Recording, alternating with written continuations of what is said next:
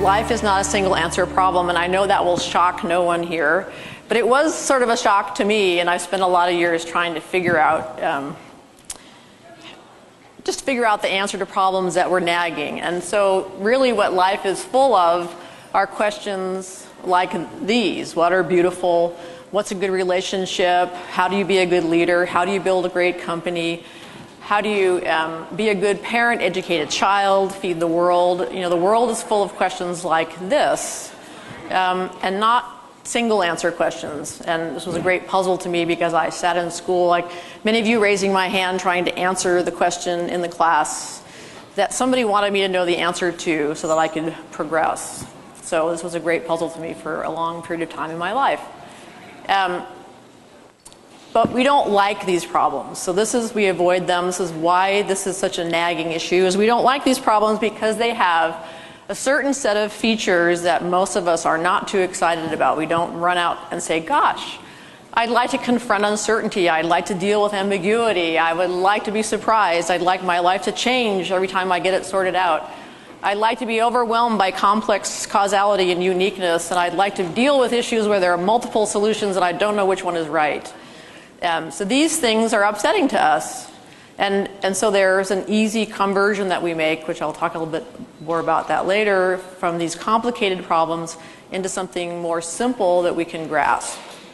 And Roger and I have had a lot of conversations about this, and sometimes we talk about it in terms of quantitative versus qualitative problems and single answer, or wicked problems versus simple problems. There's a lot of language about this in different arenas. But to me, tonight, this was the simplest way that I could think about it, that there's a single answer or there's a multitude of answers and we have to deal with that problem. Because artists are very effective in their medium at solving open-ended problems. That's what they do all day long. That's what they're educated to do. They have an explicit education and a language that allows them to approach this issue. And I tried to cluster that and to figure out what that was so that the rest of us could do something with it. And I've called it qualitative intelligence.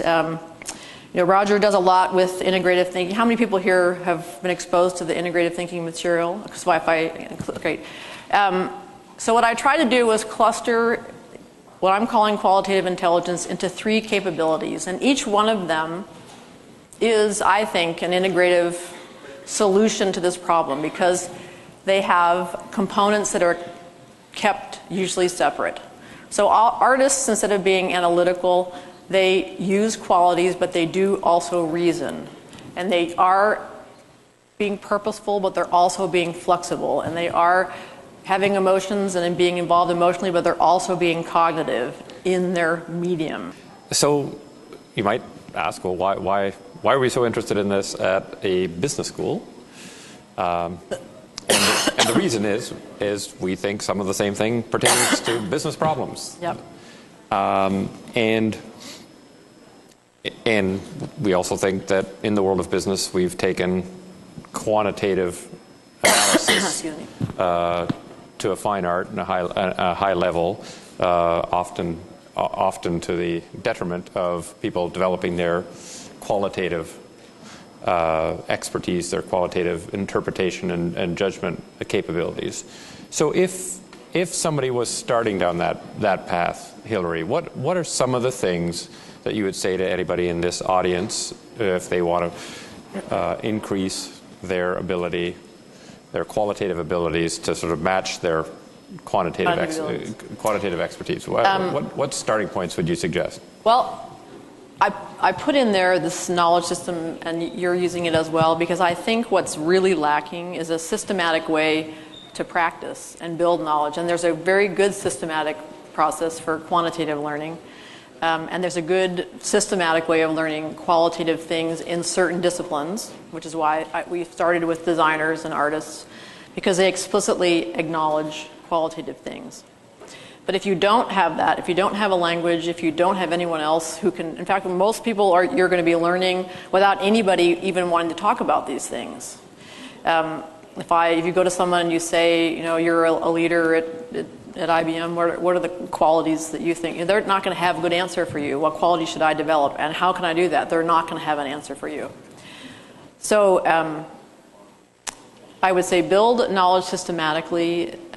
There's 3 kinds of knowledge you need to build. We talked about this before. One's experiential, so you need to have capabilities and skills and sensitivities. You need to have good models, good concepts, and you have to have an overarching way of thinking about what you're doing that's not bound and limited by particular goals. And I call that directional knowledge. Roger calls that stance. But you have to have a longer view than what's in front of your nose, because you fail a lot on the way, and you have to have some bigger idea. And Does that answer? yeah, no, it does. And do you have, I guess, do you have advice for somebody who's in a business, who's surrounded by people who value only quantitative analysis, for how to start to ease their way into the balance? You keep asking me this question. I know. I shouldn't, but I think it's. No, I think it's really question. important. It's really important. You can't care too much. That's all I can say. People will say, well, what gives artists, because you're going to bang your head, and you're going to bang your head. There's no way too much around that. What keeps people, my experience of people working when things are difficult, is that the experience itself is worth having. So if you want that experience, you have to go develop it yourself. I don't think there's a lot of external help. There won't be for a while. And what our definition is, like, even if it's hopeless, you're going to do it anyway, right? We're going to keep, you and I should have a longer conversation about that kind of thing. But I have written a lot about the dynamics of this. My professor Jim March has written a lot about the turbulence around the forces of artistry versus efficiency and those kind of things. And it's the individual person that has to learn to deal with that. I don't think the systems are going to change very much.